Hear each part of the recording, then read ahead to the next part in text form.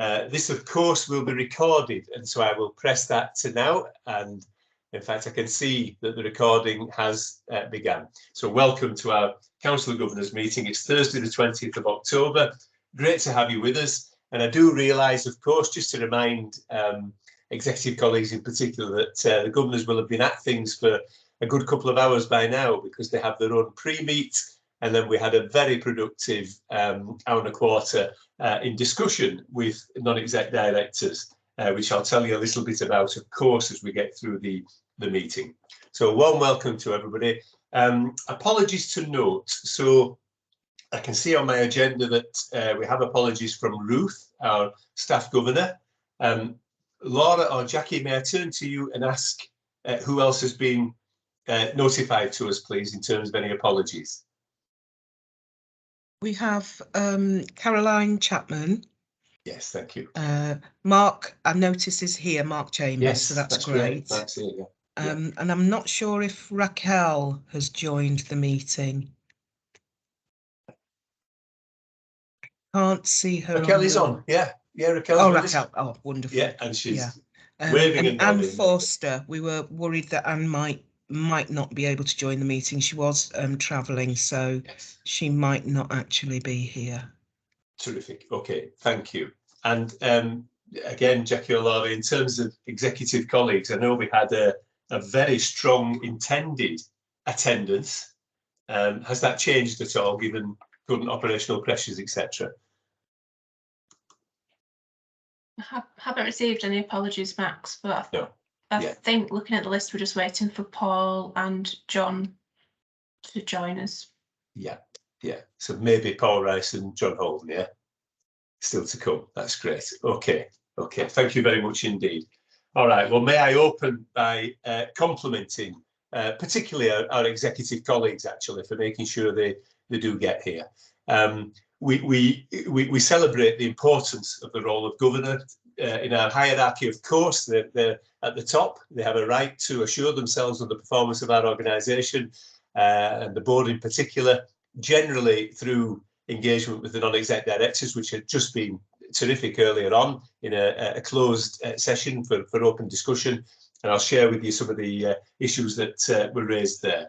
But of course, our governors represent the constituencies that they represent, and that's why they're here, and we welcome that. So thanks, everybody. Let me just remind you what we're going to talk about then. We'll begin by returning to the pre-meeting with non-exec directors. Partly that's because we had a really strong and productive discussion, particularly on quality issues. And a number of issues arose, including the sad recognition that we had at our September board of the difficult August we had with stillbirths. And there's just a desire on the part of governors to know a little more of the detail of what we're doing about that. And I think we dealt with that well. I'll come back to that as we speak.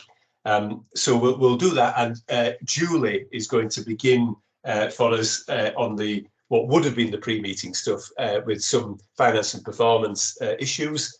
And it was a pity Paul's not quite with us yet, because, and I know Julie has done some research herself, but of interest to exec colleagues, governors posed the question, to be fair, in noting some strong performance on our part, elective surgery, etc., as to whether the command centre actually helped that strong performance.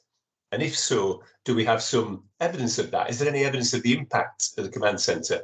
Perfectly reasonable challenge, and we'll try and touch on that. And I know Julie's got some thoughts about that. So that's how we're going to start, just by returning to some of that academy business. We'll then turn to Laura for any matters that have been raised with governors by members, patients and the public. We'll take the chairman's report and make sure we give plenty of time for Mel in a verbal briefing to bring us up to date with what's going on. Hopefully it's not as dramatic as in Parliament, shall I say, Mel. But we do realise it's a big news day today. But we'll be pleased to hear from Mel as to what she would wish to bring to our attention.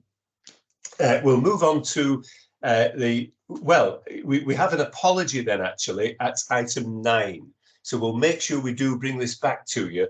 But Helen Rushworth is actually not so well, certainly not to the extent that she could attend and brief us at this meeting.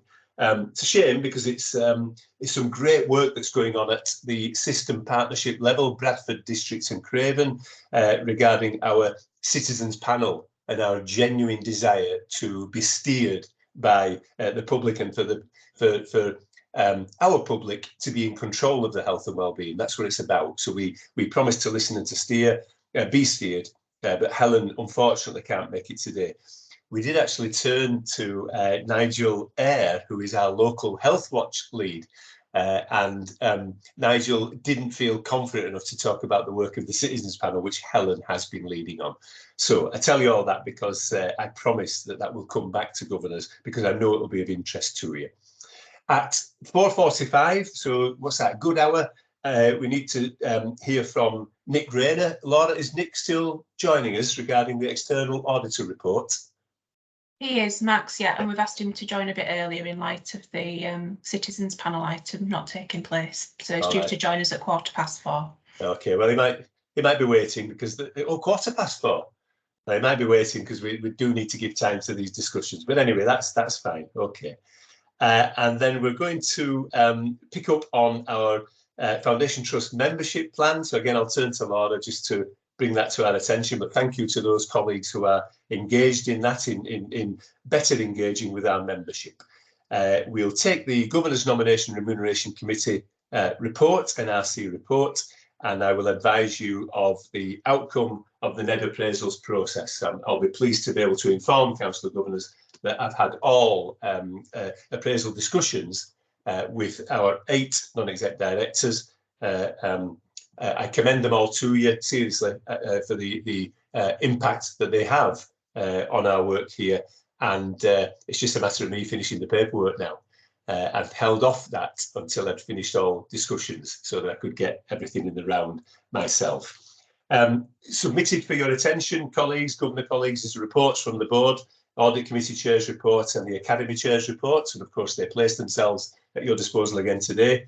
And then we'll move later, won't we, into a closed board meeting, which, for the sake of transparency, relates to my update on the search for a NED to represent the School of Medicine at Leeds University, following Janet's decision to retire, and a paper on asking for your decision approval on non-exec director and chair remuneration.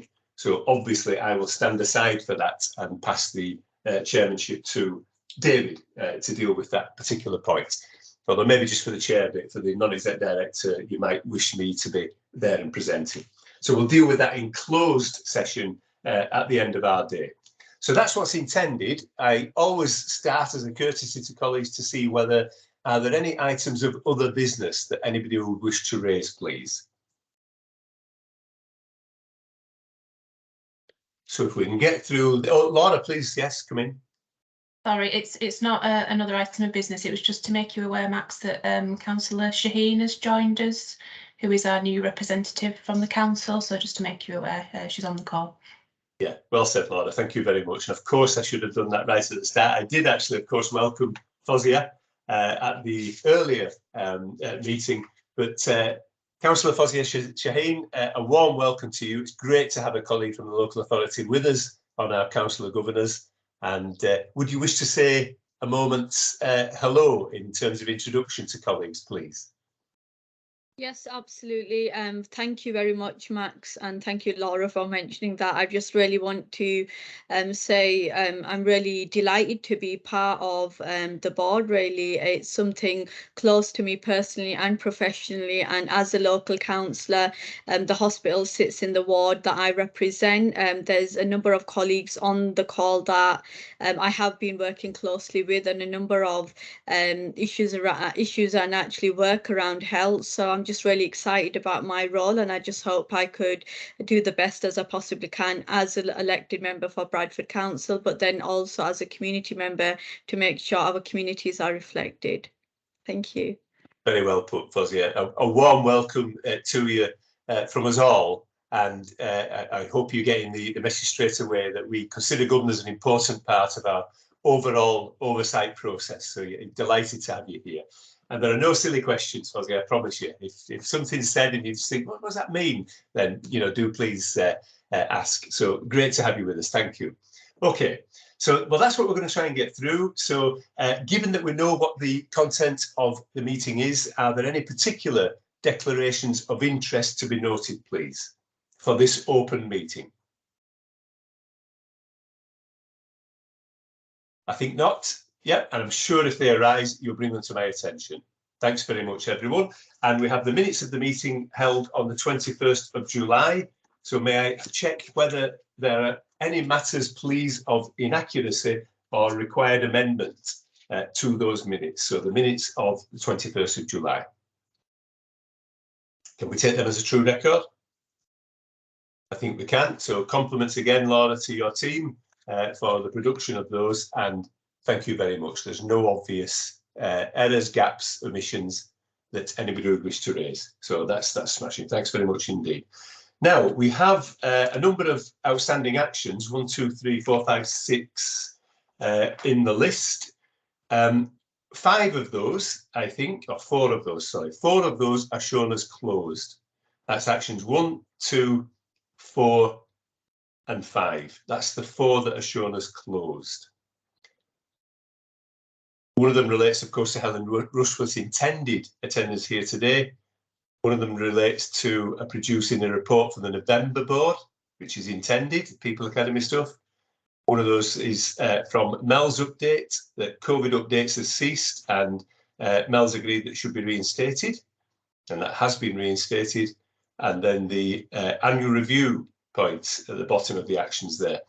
Those governors not in attendance at the time were discussed, were contacted, and required approval confirmations were received by email. So that's closed as well. 2 outstanding actions are the number 3, summary of the pre-meeting with non-exec directors arose from that. Karen Dorber suggested that the patient experience team are invited to present an executive briefing session for governors. It was agreed that this would be considered. Okay, and we've got a patient experience briefing will be included as the special executive briefing in the autumn bulletin for governors, and subsequently in the autumn bulletin for members. Great. The board secretary has met with the chief operating officer, and a session will be scheduled for the council early in 2023. Apologies from me for just simply reading it out, but those of you that can't just quite access that action page, just so you know, we're on with that and it will be done. I'm going to assume without hands up that people are content with that. And then the only other outstanding action was the arising from the discussion on governors' statutory duties in light of emerging health and care partnerships. And that was an agreement to discuss with Laura the feasibility of a joint session with Airedale and Bradford District Care Trust being arranged. Laura, I know this is shown, I think, as Jackie on the action, but would you wish to say anything about the invitation that's been extended to Airedale and Bradford? This is about getting governors together, I think, isn't it? Yeah, I will pass to Jackie if that's okay, Max, because she's sort of been liaising with the other trusts on this. Yeah, I think there's a kind of important aspect to this, groups of governors getting together. Jackie, what do you think? What we got? Yeah, we've had a response back from Airedale, and they're keen to meet with us. We're still just waiting for the District Care Trust to come back and confirm that they're interested. So their interim trust board secretary is discussing it with their chair at the moment. So yeah, we're just waiting for them to come back. Hopefully it'll be a positive, and then we can, kind of establish the agenda and set the session up. Yeah. Now, I understood this, colleagues, to be something about the role of a foundation trust governor in the emerging partnerships, which itself you could just talk for 2 or 3 hours about, couldn't you? So am I right in thinking that's what we'd probably like to see as the kind of key aspect of the agenda?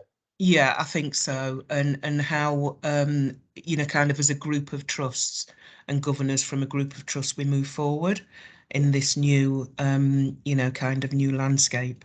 and so on. So the agenda's kind of, at the moment, it's fairly fluid, and I imagine, Max, that you and the other chairs will have a key role to play in setting that. Yep. And in terms of where we go. But once we hear back from the District Care Trust, we can then sort of like get things in motion, I think.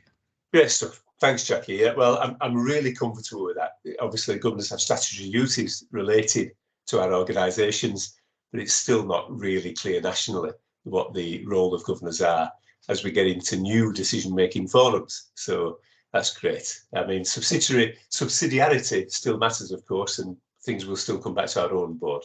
But it's right that we're in front of this over here. So thank you, Jackie, for trying to move that forward. Appreciate it. Okay. So for the 2 outstanding actions, there are promises there. We're on with those, and they will be done. Okay. I'll assume people are content with that. And let's get into our summary from the pre-meeting with non-exec directors. So if I can take this last 60 seconds, please, just to advise, particularly executive colleagues, that we talked through People Academy issues.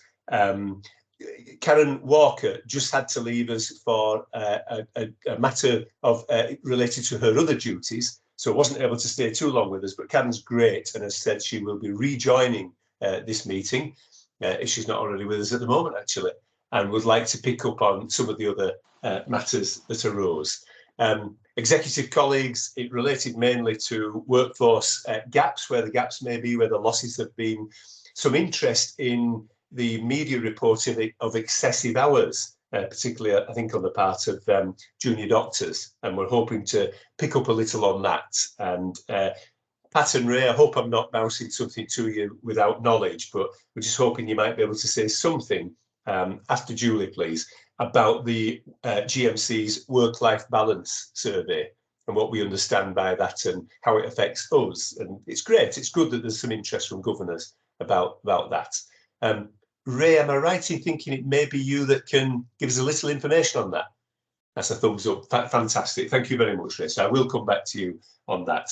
Pat, the other thing that arose in governors' discussions was about the pay award ballot, and just whether with any further information on that and how it might impact upon our staff.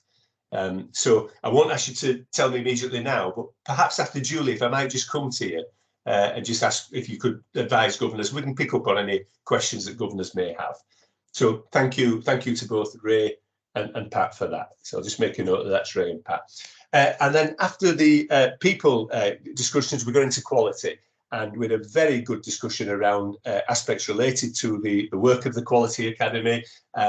Their terrific work, actually, in splitting their meetings between assurance meetings and learning and improvement meetings, and indeed some development work that the Quality Academy is doing.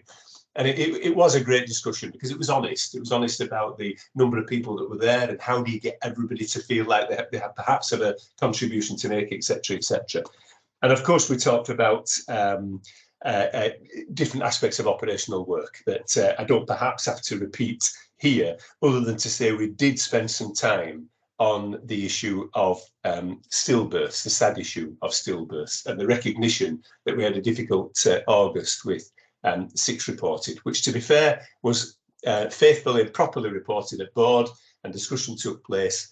That sparked an interest in governors, just as to a little more detail about how we learn from those, what we do to try to prevent such things, and a great debate actually about the appropriate level of detail that might be gone into at board. Governor colleagues will remember that on the 18th of this month, we did send an email link to the relevant board section. Hopefully you've had the chance to remind yourselves of that. Exec colleagues, I did share with governors that some of the questions raised have been brought to Sarah's attention, as well as our chief nurse, of course, Karen, and that we will seek to provide further detailed information back to governors. So that's the intention with that. Okay, it's only right that I set the context, I think, before we then turn to Julie, who didn't get the chance to talk through any Finance and Performance Academy issues, but that's where I'd like to start, please. I'd like to begin by turning to Julie, the usual succinct briefing on F&P issues, but we're particularly interested on this evidence of impact of our command centre, and perhaps in the hope that it does actually contribute to some of the excellent performance areas where we're outstanding. So Julie, may I turn to you, please? Thank you very much.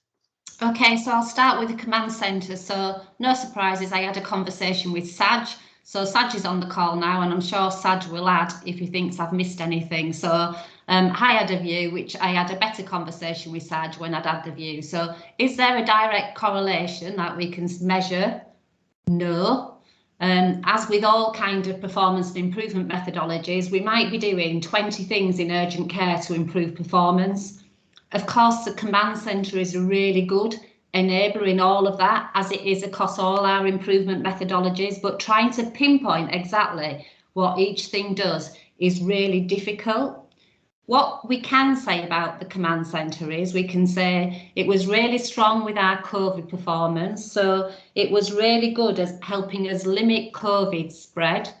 And when there were COVID hotspots, about us being able to intervene. So we can see that. We know it did that. We know that people walking on wards, there are 150 to 200 fewer calls per day to wards asking for information. That information is all now captured in the command centre. So what we're not having is loads of people walking out, in and out of wards. We're not having lots of people stopping what we're doing. We can see all on that on the screens. And I don't know if you've seen the command centre, but all the screens on the wall of the command centre tell us that information. So the command centre is continuing being rolled out. The tiles are continuing to be rolled out. But if you asked, I think anybody in the trust, they would say, has the command centre contributed to our improved performance? And we would say yes. So we know in urgent care, we were ranking 87th nationally in 2019 when the command centre started to be implemented. What we do know is we've moved now to 5th regionally, and nationally we're 13th out of 116. So some really clear improvements, of which the command centre is one of the things that has made that difference. And I think if we look across our performance measures as a whole, we can see the improvements it's helping us to make. So I don't think we've got anybody who thinks the command centre is not the right thing. I think our aspiration to be in the upper quartile, that Saj talked to his team about, in the upper quartile of performance, we're already saying, hang on a minute, we want to go further and we want to move to the upper decile of performance. So already our aspirations are changing as to where we want to be. And I think we're clear the command centre is a strong enabler in all of that, but you can't pinpoint cause and effect. I'm going to pass to Saj in case he wants to add, because we've got Saj with us now. So I talked to Saj about that, who gave me some of those facts. Saj. Thank you, Julie. Thanks, Julie. I think you've covered it quite nicely. I think, as you quite rightly say, it's not just one thing that leads to improvement. It's multiple things that come together. What the command centre does really nicely for us is it provides the visualization of our information and data, and then what we can do is we can act upon it. So you're absolutely correct in that you can't just pinpoint it to one particular area. What we do know across a whole range of metrics, though, whether we look at it from emergency care perspective or our cancer positions, we are showing really good improvement on performance comparatively to other organisations as well within that. So I've got nothing further to add to that. Thank you. Thanks, Saj. Max, I've got an F&P Academy update, but I probably won't do that because it would probably take about 10 minutes. Okay. And I know some of the performance stuff Mel will pull out in her update. Fair to say we're continuing our work on the effectiveness of the academy zone, but like I say, I probably need 10 minutes to do that, and I think I'll probably share that as part of my update to the next Council of Governors and just do a bit more detailed update then rather than spend 10 minutes here. Yeah. I will say one of the things that came up as one of the questions, and I don't know who it came from, was generally about how we track benefits from programmes. And what I would say, we saw some great stuff in F&P at our last meeting about learning from others. Chris Danson brought some slides in. We see from all the improvement programmes we've got about how we're trying to track that. We are trying to do some work as academies that said, if you look across the three, for each change we've made, can we track the people benefits? Can we track the quality benefits? Can we track the financial benefits? Can we track performance benefits? And we're keen to do that across the three academies and say, is there a different approach to looking at improvement where we can look through all those lenses? And we're keen to be able to track that and follow it, as are all the execs, of course. You know, if we get, that's the kind of place we want to be, where we can track and measure all those improvements. I won't say any more than that, because I think we've probably some of the more important things on performance, I know Mel might pick up in her update, so I'll leave some of that for next time. Yeah, okay. I've got a couple of notes that we can maybe pick up during the course of the meeting, Julie, but I'm happy with that, thank you. Yes, and entirely sensible. Thank you for dealing as best you can with the command centre issue, which is an interesting one, really, isn't it? And of course, everybody's available to governors should we need to get into any particular questions. And we do need some time for Ray to talk about the work-life balance survey and perhaps Pat to talk about the pay award balance. Dermot, please do come in. Thanks, Max, and thanks, Julie. It's worth saying that the question about benefits came in as a result of what we were learning about occupancy and and performance in general, and I think it's something I raised actually, was what was the impact of the command centre on that performance, and then it developed into, well, you know, what were the original benefits that were envisaged for the command centre? Was this one of them? And then the broader point about, well, what are we doing actually to track benefits and things? There are quite detailed business case documentation that has to be put forward to get the funding for lots of these things, and you know, what do we have in terms of process to reflect on that? Because what we should be, I mean, ideally, I'm a project and program manager, you know, is that we should be going back later on and looking at these benefits and reviewing them on an ongoing basis. And I'm curious as to what sort of processes we have as a trust to do that. Obviously, it's not a role for the governors on a regular basis to be doing that, but it would be good to know, you know, and also what's coming down the pipeline, what other projects that we've got, and what benefits are we hoping to realise from that? Because this is really all about improvement, and whether it's digital, whether it's estates, you know, this is all about quality improvement, and this is what we want to go for. So, having a way of looking at those original business cases and the benefits, and seeing how we're matching up against them. They're never going to match up exactly, they never do, but there is, you know, it would be good to have that sort of insight, I think. I think probably important to say as well, our kind of focus on academies, we want to particularly look at the CSUs and actually support them. And I know the execs are keen on this as well. This isn't just a kind of non-exec thing. We're keen to actually support the CSUs to look at how they can deliver improvements and track them. And that's not always easy, the tracking bit, but we're quite keen on developing those skills and actually bringing those reports back through the relevant academies. Thank you. Thanks, Julie. Thank you, Dermot. Yes, that's good contextual information there. Yeah, and Matthew, please do come in. Yeah. Yeah, just to follow up on Dermot's question. I know we had a quick chat after the last governors meeting. We do have a process that feeds through execs through to finance and performance, where we 6 months post implementation, so somewhere between 6 and 12 months post implementation of business cases, we go back and track the benefits to say, has it done what it said it would do at the outset? And I think the next one's probably going in either up to this next week or the following week or the following month in terms of the most recent business cases that have been approved. So there is a formal process in place. Thank you very much. Thanks, Matthew. Dermot, yeah.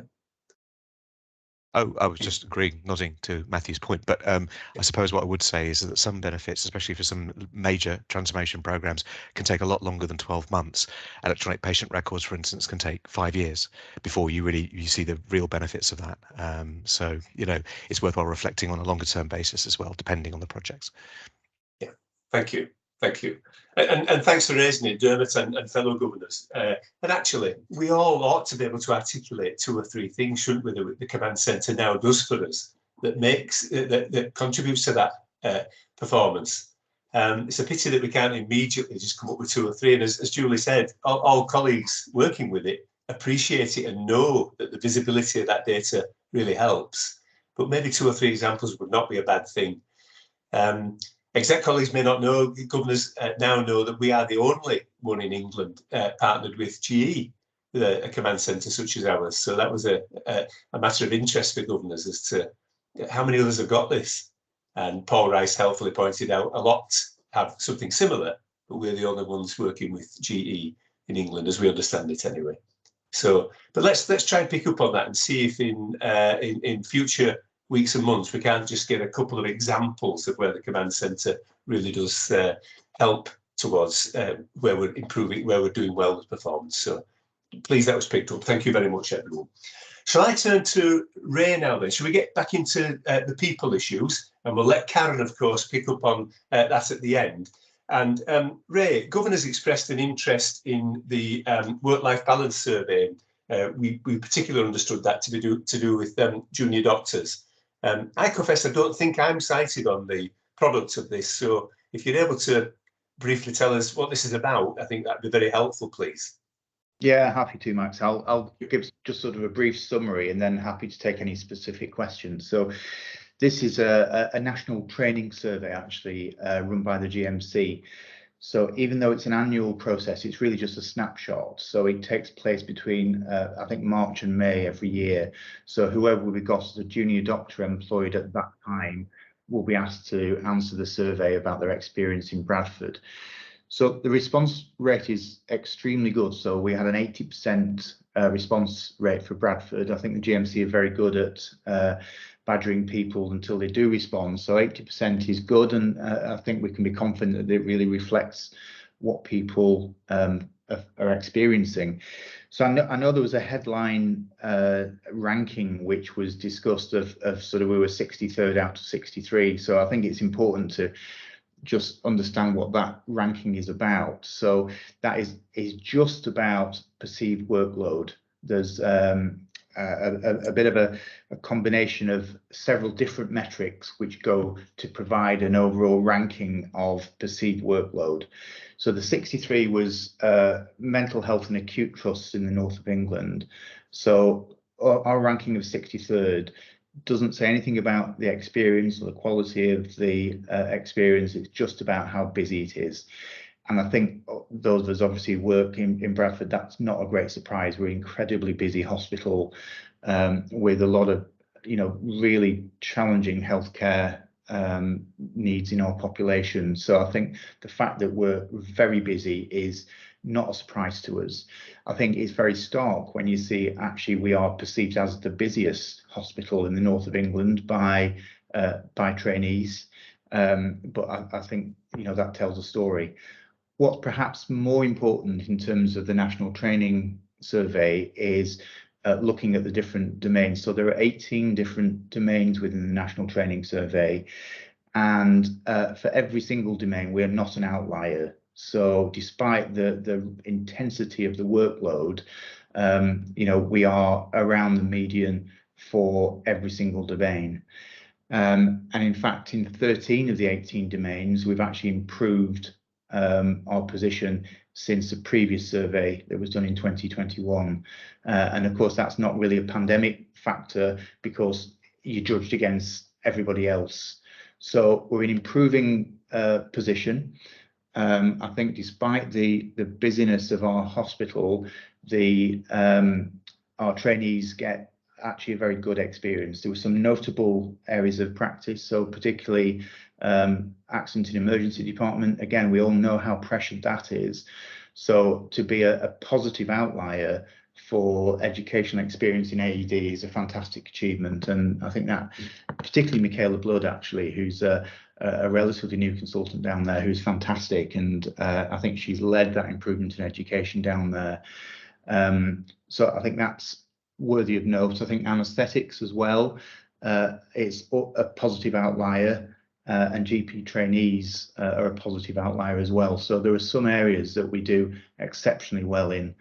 There are 1 or 2 areas that we know we can improve, and for those individual areas, because the data is quite granular, if you really look into it, that we do have an action plan for each of those areas, and they're working closely with the education department to try and improve the experience of trainees in those areas. So, you know, one example, for example, plastic surgery. The snapshot, as I said, was from March to May this year. So there's already a lot of work been done in plastic surgery in terms of supervision clinics, formal educational offerings to trainees. And what they are doing is they're doing their own internal surveys rather than waiting for next year's survey to see how they're doing. They're looking at in-house at, you know, how are we doing ourselves to evaluate the success or otherwise of the work that's going on. And again, there are positive signs that things are improving in there. So the as many of these surveys are, it's a little bit historic. And by the time we get the results, 6 months has passed and we've already had a chance to address a lot of the issues raised. So I just think it's important to recognise that that ranking is not about the experience of our trainees, it's not about the quality of that experience, it's not about safety or anything else, it's about perceived busyness, which isn't really a surprise, but there are, despite that busyness, I think there are many positives to highlight. So I think that's as much as I want to say in summary, but if there are any specifics, I'm happy to go into them in more detail. No, that's really helpful detail, Ray. Thank you very much. And I must admit, I didn't know exactly what the metric was for the 63 out of 63. So thank you for explaining that. Ray, where action plans might arise from the work-life balance survey, who would tend to own those action plans? Who do we look to deliver the necessary actions, please? So the education department will work closely with the CSUs and usually the college tutors within the different specialties within the CSU. So for each specialty we'll have a nominated college tutor. So it's education working with the college tutor to disseminate through there. Thank you. Thank you. And I'm pleased to hear that gaps that arise from that survey are actually do form action plans and are managed. So thank you very much, Ray. Yes. Fellow governors, does that deal with the matters perhaps that was raised at your early discussion at which there were no directors present? Has that provided sufficient information? Adrian, please do come in. Yeah. Oh, you've just muted, Adrian. Yeah. Yeah, that's it. It was me that raised it, and that's just the sort of detail I was looking for. It didn't have any context to it at all. It was a grim story, but of course with context. And John Bolton earlier added a little bit to that as well. And it's obviously there's a lot of detail, a lot of study, and some actions taken already. So that's great. Thank you, Adrian. Grateful for your question. Thanks. Yeah, and thank you, Ray, for the detail provided. Great. Shall we move to the other matter that arose from people? I do realise Karen may, of course, been able to manage some of these, but we're helped by having exec colleagues with us for some detail. And this was the issue of the pay award ballot. David, just perhaps to help Pat, does any governor want to articulate what in particular we may have been helped by understanding here? I think it was about what plans are we making for what we're going to be doing depending on the outcome of the vote. You know, if it does lead to strike action, particularly. Thank you. Thanks, David. Okay. And Pat, I appreciate it's been a little bit, not a great deal of notice to ask you to speak a little about this, but are you able to help us, please? Yeah, I'll just update you in terms of where we are with ballots and what our plans are. So as you're probably aware, the RCN are currently balloting. They are asking their members to vote on whether they're prepared to take strike action or not. That ballot is open to the 2nd of November. And if they get a mandate, action could take place from the 18th of November to the 2nd of May. we know we have sort of around 1,100 RCN members, and we also know that if they take strike action, they will be targeting non-urgent care. Unison, in terms of ballot, opens next week, so their ballot opens the 27th of October. If they get that state ballot stays open until for 4 weeks. And if they get a mandate, they can take action from the 9th of December for a 6-month period.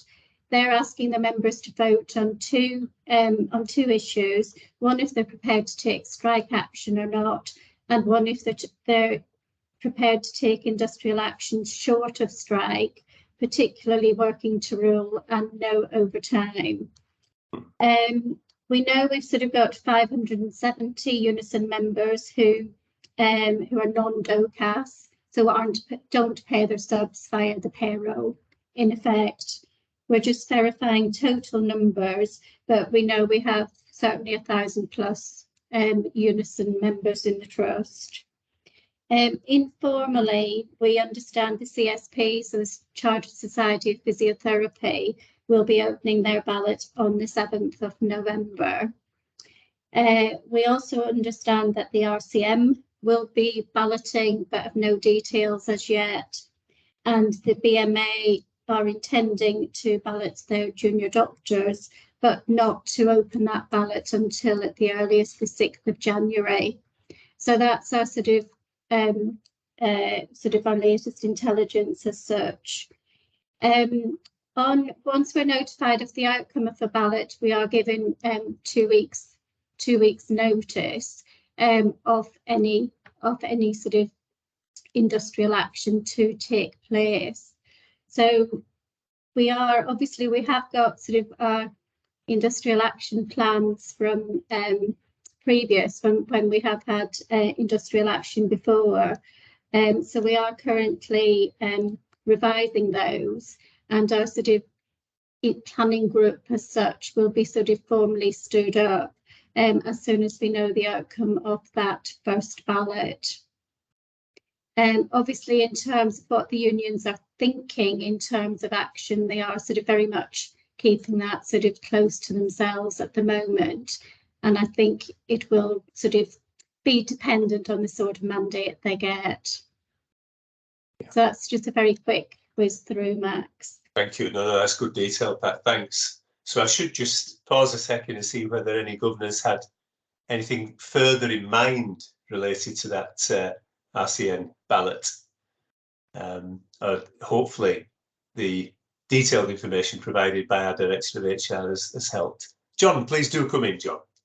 It's just a really quick question. Pat, if they get mandates, are they allowed to coordinate between themselves for a sort of maximum effect?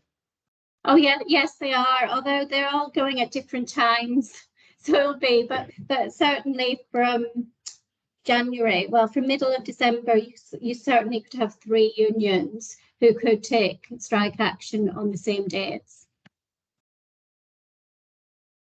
Does that help, John? Yeah, yeah. Thank you.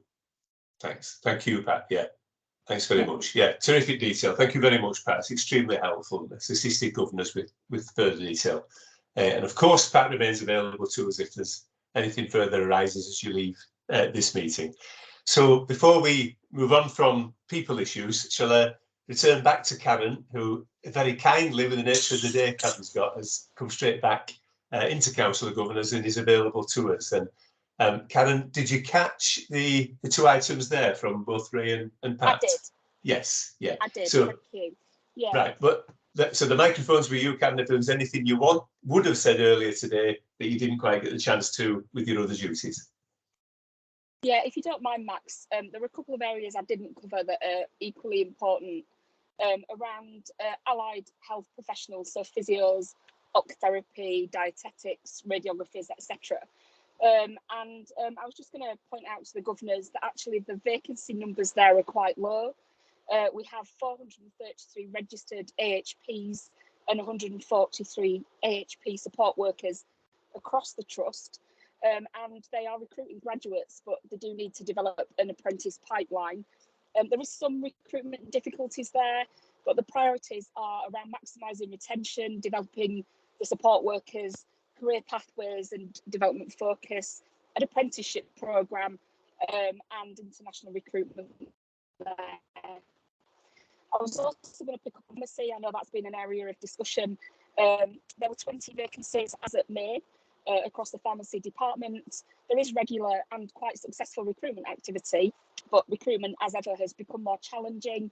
There has been increased departures, and some of the reasons for that are around family-friendly working hours, attractive locum rates elsewhere, and then low morale. And there was a discussion with colleagues at the ICS Medicines Optimisation Committee, and there is a problem driven by the primary care network GP contracts and the need to employ a pharmacist. And PCNs don't grow their own pharmacists, so they take from other sources, and we are losing people as a result of that. And I know you've mentioned the outstanding pharmacy programme, Max, to the governors, because I picked up on the chat. There's also the job plan on review, on-call requirements on review, more training to be offered to make the roles more attractive, more family-friendly work practices, and a plan to look at increasing morale, recruitment and retention in pharmacy. And the other context I just wanted to give was around absence and turnover as a whole, Max. So turnover at 13.8%, not 8%. Monthly short-term sickness 6.25%, and as expected has continued to rise, and stress and anxiety is the main cause, with infectious diseases second. Long-term absence is declining though, but I think it takes into account the governor's question as well, around, you know, it's emotionally demanding work, the lasting impacts of the pandemic equals stress, burnout and mental health absence, and the trust is doing everything it can to mitigate that as well through things like Thrive, focus on health and well-being, specifically burnout and stress. The people promise activity around improving onboarding so that the recruitment process is smoother, civility in the workplace around improving the culture. And at the academy in September, we had a psychological support update.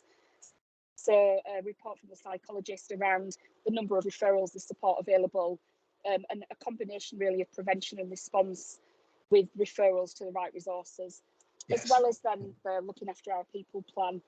And I was going to just touch before I left the last call around the assurance that we get as NEDs. So there have been 3 audits, 2 in June.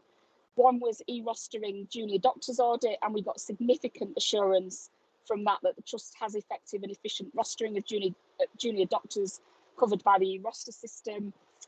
Recruitment and retention audit as well in June, significant assurance that there's an effective governance structure in place for managing and oversight of delivering that people plan. And then in September, a safer staffing board assurance framework update, and we got high assurance from that. And the review identified that the trust has got appropriate governance oversight and scrutiny controls in place to provide adequate assurance to the board and people academic key risks. Its safer staffing assurance framework are effectively managed. The Guardian of Safe Working Hours for doctors and dentists in training as well, we seek assurance from there, and we get an update quarterly. It's a statutory report. And then we look at things like the people survey, the freedom to speak up reports, staffing and workforce plans, and these tend to give a picture, a rounded picture of any issues. And today, Max, you and I were on a call earlier around concerns raised through FTSE. But I just 2 more points, if you don't mind, really quickly. I think, you know, Ray's outlined the demand and the issues that we have with that demand coming through. And I think whilst we accept as NEDs that, you know, there are issues and gaps based on what's happening out there at the moment, and, you know, people are under pressure with workload, I think the important thing is that people don't feel under pressure to do that extra work. And also that, you know, there will be always people that want the overtime, and if we don't supply the opportunity for that across the trust, then they'll go and seek bank or agency work elsewhere. So just a little bit of context around some of the things going on. And I could talk about patient impacts, but we'll save that for another time if you like. Yeah, no, that's extremely helpful, very comprehensive. Thank you very much indeed, Karen. Just for Governor colleagues, FTSU that Karen was referring to, freedom to speak up. And it's our investment in ambassadors, as they're called now, I think, rather than guardians. And indeed, we've increased the number of ambassadors to encourage members of staff to feel able to raise something in a confidential manner, if appropriate, but certainly through a proper process. And Karen and I, as Karen touched on there, chair the small committee that addresses those issues. And in fact, that's almost always attended by the CEO, certainly by the chief nurse and by the main guardians themselves. So just to share with governors that we have good oversight of any matters raised with freedom to speak up. So we'll look for themes, patterns, areas, those sort of things. So just to share that with you. Thank you very much indeed, Karen. Pat, before I move from any people or HR issues, is there anything you would want to advise governors of, perhaps in relation to what you've heard? Is there any further detail required, or are you happy that we've probably covered what ought to be raised with council governors? No, I think we've probably covered everything. Thank you, Max. Yeah. Great stuff. Thank you very much, Pat. And I will pause for questions, of course, before I move on. But the last thing I had noted, David, from the early governors pre-meet was an issue of research funding. And although I've written down research funding, I confess to not remembering exactly what the governor's interest was or question in relation to that. So do you have a colleague who had raised the issue of research funding and they might want to articulate what the thoughts are? It was Fazia who was raising the questions, so maybe I can hand over to her. Yeah, great. Fazia, are you okay with just mentioning to us what you were thinking about in relation to research funding?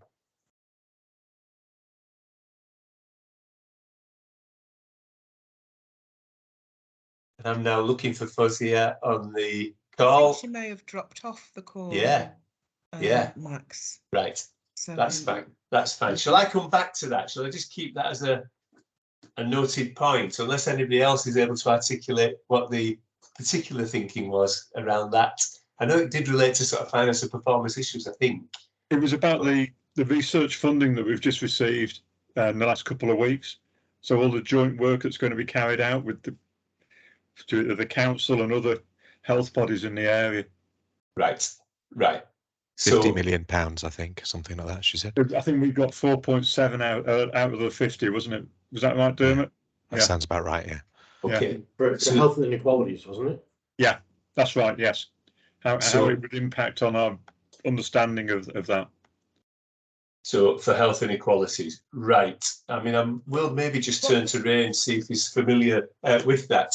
But perhaps, Ray, we could also share with governors, could we not now, because it is public knowledge, that we were successful in retaining our patient safety research centre here in Bradford, which is the Yorkshire and Humber Patient Safety Research Centre. That genuinely was terrific news. Was it 5 years, Ray? Another 5 years? I think it is, isn't it? It's either 3 or 5. The initial, it was 3, but I think it might be 5 now. So it's brilliant news that it stays here. And of course, it's based on site. It's here. So there are links with Leeds University, of course, and a lot of our own people. But I'll just share that bit of good news with you.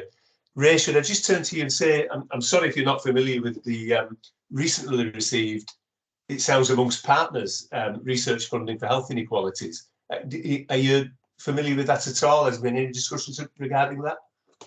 I'm afraid I can't give you a lot of detail, Max. I can find obviously more detail and then share it with you to be shared with the council governors afterwards, if that's okay. Yeah, we'll make sure that governors are briefed on what we hear there. John, please do come in. Yeah. So my impression, and I haven't spoken, I don't know how many personal knowledge of this, it's just what Fozzie said before, was that it's money that's going to the council rather than to us. Okay. As to coordinate this research across the area, but maybe I'm wrong. But I certainly hadn't heard of it before either. Thank you. Thanks. You mentioned it. Okay, and of course we're fortunate in that we have a place-based health lead in our own CEO, Mel. So there's no question that any research into health inequalities, of course, would come by Mel's desk. So again, Mel, I certainly don't mean to bounce anything back to you, but I don't know if you're familiar with the with that. And perhaps I'll leave it with you if you want to touch on it as you bring us your own update. Well, I'm happy to answer. John's right. It is a bid that has been put together as a collaboration between the council and John Wright and the academic institutions and the Bradford Institute of Health Research. We weren't explicitly involved other than through John's leadership and the fact that, of course, John works for us, but it is ostensibly research that is outward looking into the wider place at the wider determinants of health and the particular impacts on inequalities. And of course, as a big player in that, with our anchor institution and our place hat on, we'll obviously be involved in it, but I can't really tell you very much more than that. Okay, thanks, Bill. That's helpful. Laura, could we perhaps just pick up an action to make sure that governors receive at least a succinct briefing as to what this is about and what BTHFT's involvement might be? And I recognise from what Mel said there that might still be work in the offing. It's obviously part of the discussions, but if we can pick up an action to make sure governors are briefed, because of course governors may well have a really useful role there in in providing a perspective on health inequalities. So great stuff. Okay, thanks everybody. That's really helpful. Okay, so pausing for a moment before we get into matters raised with governors. We've spent a bit of time there deliberately on academy business. Of course, it encourages non-exec director engagement with yourselves, but it's great we can do it at council when we've got the benefit of significant executive experience to support the discussions. I'm going to assume that all questions would have been raised and have been raised at the time. If anything is outstanding, of course, we remain available to you. But otherwise, shall I move now to item 6 and just ask Laura whether there are any matters raised with governors by members, patients and the public that we need to note. Laura, please. We haven't had anything, Max, so nothing to report. Okay, nothing new, right? Okay, and that's good that we have that as a standing item. Because occasionally there are things that go on behind closed doors, for want of a better phrase, but you know what I mean. That matters are raised, dealt with, information is provided. If that happens, we'll always report it here. So grateful. Thank you very much, Laura. That's okay. We'll go to item 7, which is the chairman's report. I won't take up too much time with you in relation to my own report, other than asking, hopefully, that you would take it as read, please. It refers to, of course, the elections. The lovely news that our newest staff governor, Raquel Likas, is joining us at the Nominations Remuneration Committee. It's an important committee of governors that Raquel will be representing staff colleagues at that particular meeting. A reminder that the AGM is on the 31st of October. I do hope that you'll join in, please. And rather than go through my whole report, I'll do that. May I remind governor colleagues that on the 18th of this month, so only 2 days ago, I think, isn't it, that an email went out to you with some of the further information regarding the briefing that you and I held, governors with the chair. There was the paper and link relating to the Bradford Children and Families Trust Board. So we have a new independent Children and Families Board in Bradford. Some detail helpfully provided by Paul Rice regarding our command centre and the fact that it is the only one in England with GE. And maternity stillbirths, of course, the link to our board meeting was provided there. And governors are aware that our exec lead on research, Ray, has promised to just look at the potential for exploring commissioning some wider research into stillbirths in Bradford. So Ray, again, I certainly don't mean to point any finger at you, but have you had the chance to speak with any research colleagues or clinical colleagues about that proposal yet? So I have, yes, Max, briefly, from both sort of research side and from women's clinical side. I mean, obviously there's quite a lot of research out there already. So I suppose it's seeing how and if this would fit in with any of that. I mean, obviously, women's services in particular are really challenged clinically at the moment, and I think there's a major focus on safe clinical care. So it might be a challenge for them to undertake any significant research at the moment. But I've certainly picked it up with John and with Tracy, and it might be that perhaps when the clinical pressures have eased a little bit, it might be an easier time to look into it at that stage. Okay. But I think there is quite a lot of stuff out there, so obviously it's not my clinical field, but I think the message is, well, we'd have to see how it would fit in with what's already been done and what we already know, and what's the question we're trying to answer, I think.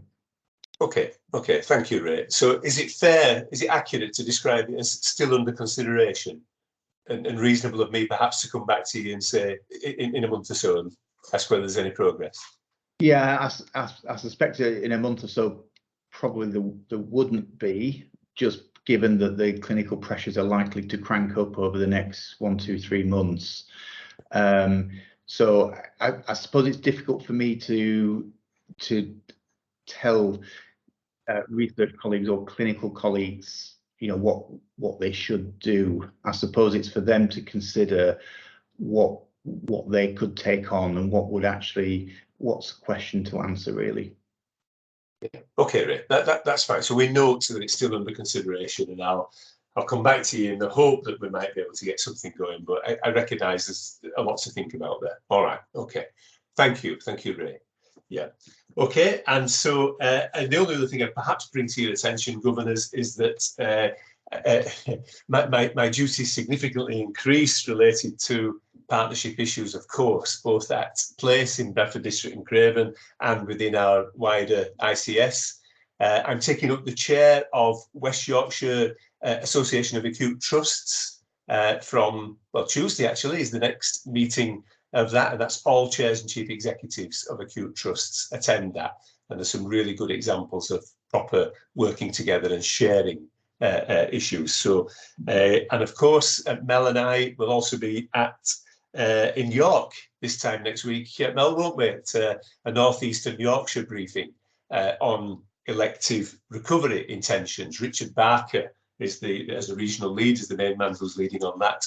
But you can be assured of a good Bradford presence and contribution to that. So we'll be there for that. So just to share with you, this aspect of my role, as you might expect, is significantly increasing. I just wanted to share that with you.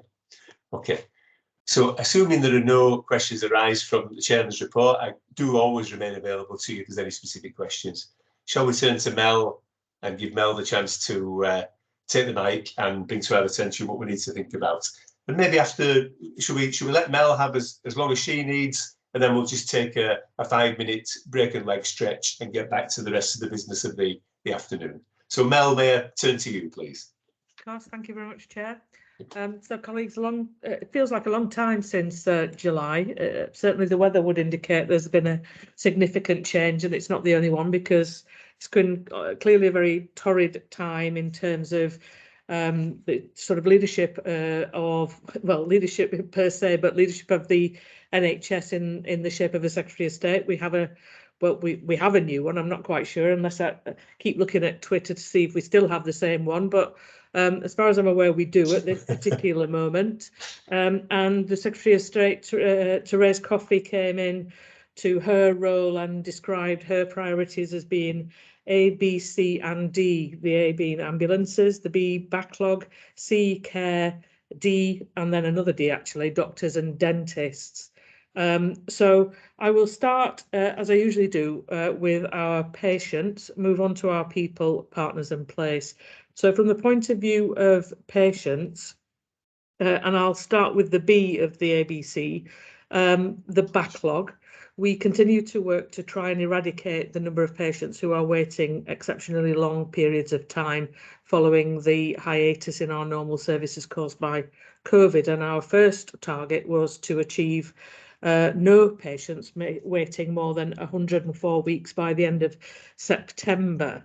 We managed to achieve that in September by virtue of there being just a couple of patients for whom we couldn't offer that treatment, but that was because of their choice, actually, and a clinical prioritisation. But of course, September then moves into October, and these patients continue to grow over time, even though we're trying to address the backlog. And in October, we identified 3 patients, all of whom that I am hoping will be treated by the end of October, which will take us down to no 104-week waits. Our next planned milestone for achievement is the reduction in patients and ultimately the eradication of patients waiting longer than 78 weeks and then ultimately 52 weeks. And in that vein, we have set improvement trajectories, which I'm pleased to report we are on target to achieve. Part of that achievement comes by maximising the resources available to us. So we've already heard about the impact of the command centre, having the patients in the right beds, which is great as long as we have those beds, but there are certain confounding factors that emerge that threaten our ability to protect elective operating space, because we are an acute trust. We do have on site an A&E department, and we have seen in more recent weeks an increase in both the number of COVID patients and the number of patients with other respiratory conditions that are the normal manifestation of the winter period as that approaches.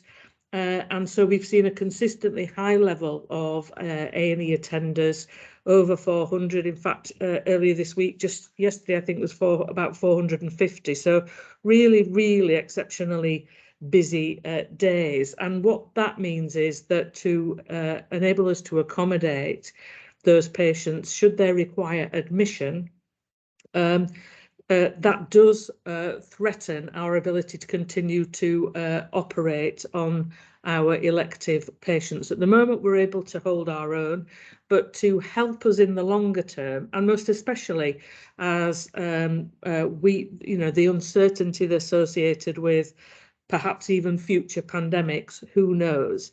We put in a bid to the Department of Health for additional capital monies to establish an elective operating hub at St Luke's Hospital. Now, the advantage of that is it's a complete separation of elective and urgent care.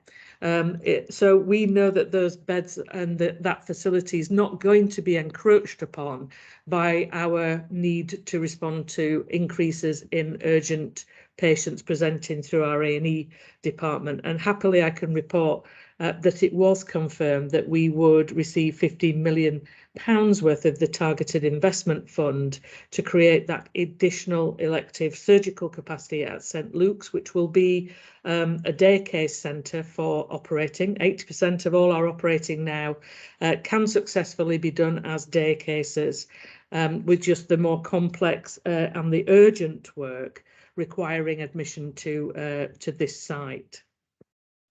It's hoped that that will be completed and be operational by Q4 of 2023. There is a lot of enabling work, planning permissions, and even permission to demolish some of the existing infrastructure on St Luke's to enable us to proceed with that particular really very exciting capital scheme. Just turning back to urgent care, of course, we have gone through already the winter planning process, and we await confirmation of where the promised £500 million to social care will be targeted nationally. And the hope is that some of that will come into our place and help us to expedite patients who are currently, a growing number of those, who are waiting for discharge. Now, this is a problem that has never really impacted it in Bradford to the extent that it is elsewhere. Even across West Yorkshire, we perform incredibly well at getting patients home out of the acute hospital fairly quickly. So our numbers of those long stay patients are comparably incredibly low, not just regionally but nationally. However, we are aware that the local authority have signalled to us that they have a particular financial challenge. They have a significant overspend this financial year that they have to address, and our concern is that in looking to close that financial gap, it may be that there are impacts on some of the service offers that are made to the residents, and that could potentially threaten our ability to keep patients moving through our system.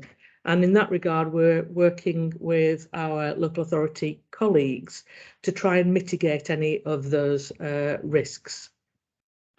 The care element is looking at the certain metrics that we have to achieve over winter. And you will know, because you watch the television, read newspapers, there is a particular concern about the resilience of ambulance services at the moment, some of which is contributed to by the inability of accident and emergency departments to offload patients when they arrive at the hospital in a timely manner, and that potentially ties up ambulance crews and stops them then being able to respond to urgent calls for new patients.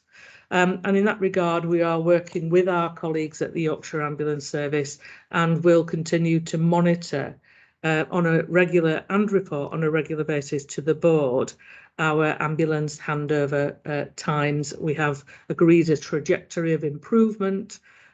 We are actually a very, as Ray's already alluded to, an incredibly busy hospital. Our A&E department was never designed to see 450 plus patients, and so it gets incredibly crowded, and part of that symptom of that crowding is our inability to very quickly offload patients from ambulances. But we are working together to try and overcome those particular challenges.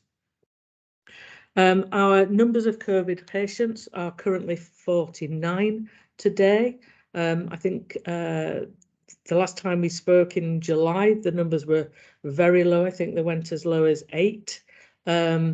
Last week there were about 57, so it is fluctuating really between 40 and 60. It has for the last 2 or 3 weeks now, and helpfully the COVID booster season has started along with the flu booster season, and Karen, as the senior responsible officer for our place, is intimately involved in the provision of that vaccine offer to those who are eligible.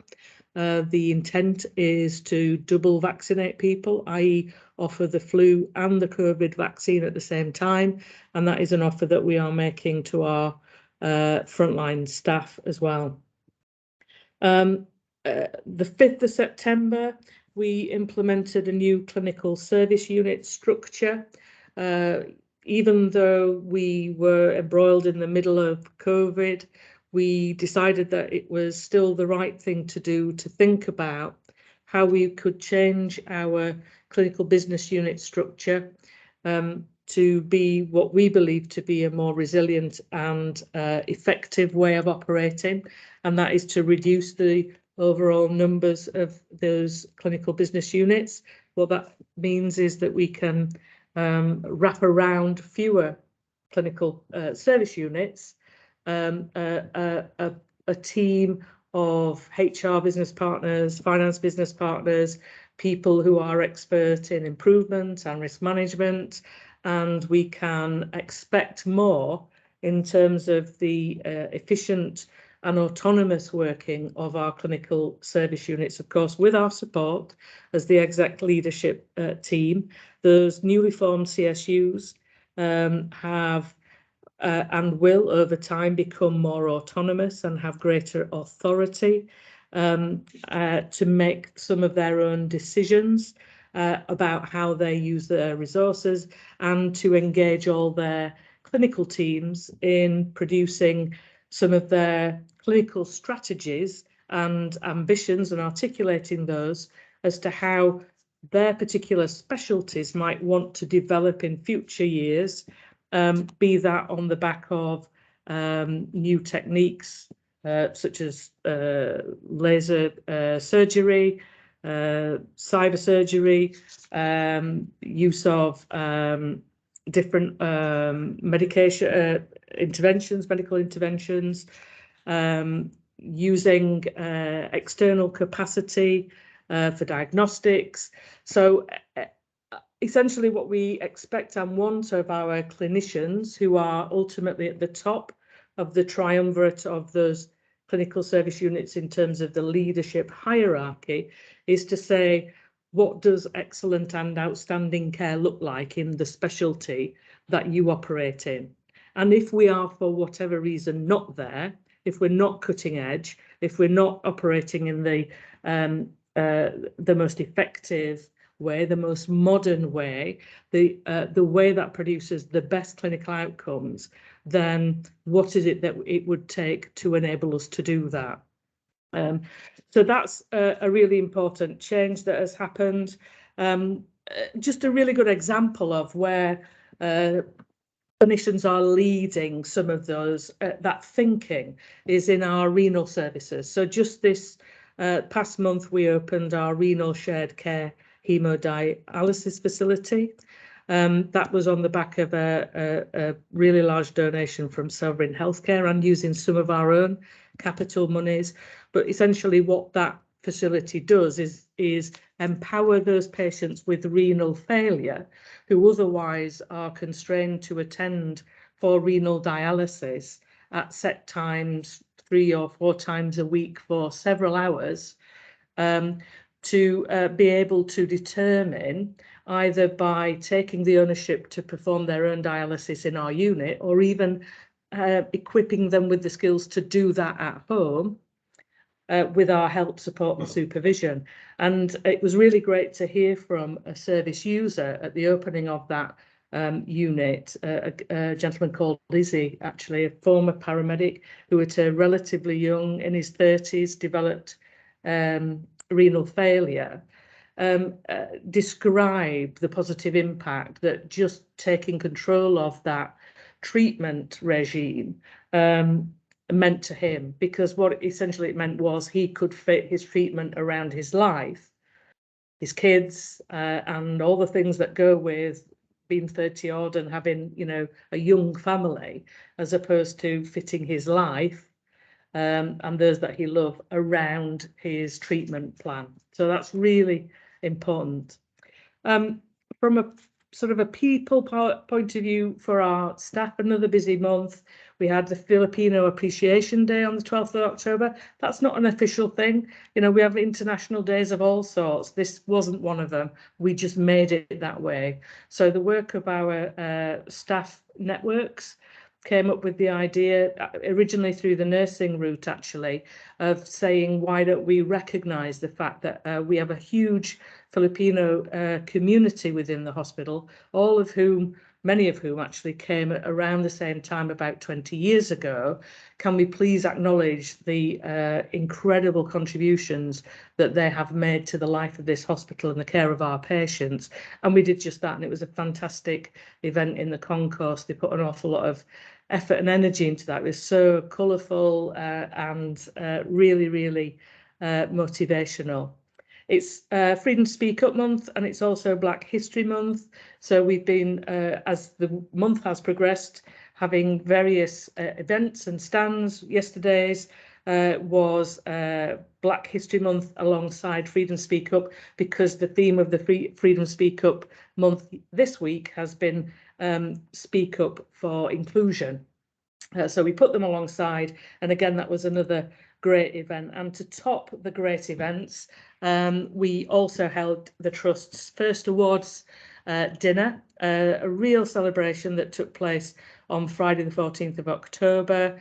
The Trust's Razzle Dazzle Ball, 140 nominations had been received for 5 awards, and a very, very positive evening, joyous evening actually was had, not just by the winners, but everybody who participated, either as a nominee, a winner or a guest. And it was created a real buzz around the place after a very long period where we've not been able to do that. From the point of view of partners, of course, as Max has said, we participate in all the things you would expect us to represent this organisation in the space of place and the space of system, whether that's the ICB board meetings or whether it's our ICP board meetings, the second of which took place on the 29th of September. There's another one coming up very soon in November. And that's probably all I need to say. Max? Fabulous, Mel. Thanks very much for such detail as well, Mel. Thank you very much indeed. Alistair, I can see you have an interest in our waiting lists. It may be with Mel or, of course, more appropriate massage, but would you like to take the mic and tell us what you're thinking? Yeah, just really quickly, but I've got to leave this building in like 2 minutes. So Mel, it was great to hear the news about the 104 waiting list, which clearly is improved. But the overall wait, my understanding is, it has increased significantly, and the 52-week waiting list has increased a little bit. I think at least this was of July. I just wondered how things are going with the shorter term waiting list. Thank you, Alistair. Thanks. I'll ask Saj to come in because he's probably got the most up-to-date figures, and we'll also be able to give you some comparators, I think. Yeah, that's right. Thank you. Thanks, Mel. So, Alistair, yes, you're right. So the overall waiting list has increased, and the reason why the overall waiting list is increasing is because we're seeing an increasing referral rate coming through from colleagues within primary care, and in fact restart of activity. We always expected that would start to happen because we saw a reduction in the amount of referrals coming through at the point of COVID, and now that's starting to pick up. What we are focusing our efforts on is obviously first and foremost is the clinical prioritization of patients by our clinical team as referrals come in. So depending on the P status, the priority status the teams assign, we will see patients. So for example, if somebody's assigned a P1 or a P2 status, even if they've just come in literally onto the waiting list, they will get seen before a patient who's a P4 patient who's been waiting potentially 52 plus weeks. So that's done in order to preserve the clinical urgency and need for that patient. And then what we've been doing is targeting the longest element of our waiting list. And quite rightly, as Mel's highlighted, we've managed to really show some real inroads in reducing the very long length of stay. So 104 weeks, a big reduction in the 78-week patients, moving down to 52 weeks. When you operate in that way, what you do find is that the sort of 18-week position increases naturally because you're attacking the waiting list at the longest point, and your capacity is used to pull that down. So in the short term, you'll find that because we're being strict in terms of chronological order and clinical priority, that the shorter waits for the less urgent patients will increase. But over time, what will happen is we'll be in a much better position to be able to tackle that. So what you've spotted is absolutely correct, Alistair. But it's a mechanism of what we're trying to do in terms of clinical urgency and longest waiting patients that we're trying to manage through. So I hope that sort of helps clarify the approach we're taking and the reason why you've seen the slight increase that we've demonstrated there. Thank you, Saj. Alistair, would you wish to come back? Well, no, thanks for that. I guess the increasing referrals from GPs is a little complex, and probably not time to get into it now. But I'm just at another time maybe I'll just sort of shelve the question. Kind of interesting to know if that changes the shape the services or the density of the services across the hospital if you're getting more coming from GPs. But don't worry about answering it now, because I have to leave this building. I'm about to be marched out of it. No, that's a very good point, Sarge. It's true, isn't it, that we do have a rising number of referrals? Is it perhaps somehow COVID related? Maybe people have sat on symptoms. Maybe. Yeah, I think that is genuinely so. We saw a dip in referrals, and we during COVID, and that was because for perhaps the more routine conditions, people weren't coming forward and highlighting, and now people have started to get back to normality, and we're starting to see those referrals come through. I think that was always expected, actually, that would be a lag time and then a subsequent catch up for that. So I think we have definitely started to see an increase. We've seen, and sometimes what we also see, and we're seeing this at the moment with some of the national campaigns that happen around cancer, for instance, and awareness raising, we see a natural increase as well in cancer referrals. So of course we're starting to see that. So that's not out of the ordinary and was expected on the follow on from coming back out of COVID as things started to come back online. Thank you, Sarge. Thanks very much for the detail provided there. Alistair, we've got your notes as well, and thank you for a very sensible question, which I think was answered in detail. Great. John, please do come in. Yeah. I was just going to sort of, if I took my governor hat off and put on my surgical hat again, I can tell you that I spent a lot of the time during the COVID pandemic worrying about the risk we were carrying in our waiting list about patients coming to harm. And I can tell you that risk is palpably reduced now, because we've done the right thing by treating the people who've been waiting, whilst we're making capacity for those people who have waited. So, and I know my waiting list on my operating list on Wednesday were 2 of the 3 patients were people who took themselves off the waiting list during COVID because they didn't want to come to hospital, and now they've re-presented with the same problem, saying, "Look, it feels safer now. I'd like to go ahead and get treated." So the numbers might have gone up, the total number, but the total weight, the area under the curve, I think is reducing, and we're doing the right thing by the patients who've waited the longest. I'm very comfortable with the approach we've been taking. Thank you very much. I'm doing it, but yeah. No, it's terrific, John, and a clinical perspective indeed. So thank you very much. Yes, and for the detail you help with. High quality discussions. This is great. Thank you. Colleagues, was there anything else from Mel for her rather comprehensive update, I think? And of course, I know I've mentioned this a couple of times, but if something arises as the meeting closes and you just think, I didn't quite get that bit, or we're very happy to deal with queries. Right. I've got 1701 on my computer. Nick, thank you so much for joining us, Senior Manager from Audit and Assurance at Deloitte. And I know you're going to take us through the External Auditors Report. But Nick, I'm going to thank you for being here, but say, will you just give us another 5 minutes and no more? Because I'm going to, governors have been at this since 1:30 today, hardly without a break. So I'm just going to let people stretch their legs and promise that at 5:06 on my computer, we'll be back in and we're straight into our external audit stuff, yeah? Is that okay with you, Nick? Thank you for holding on. I very much appreciate it. So colleagues, 4 minutes, 17:06, people getting quick leg stretch, time to boil the kettle if they need to. And we'll start with external audit at 5:06. Thanks, everybody. Thank you. Nick, much appreciated.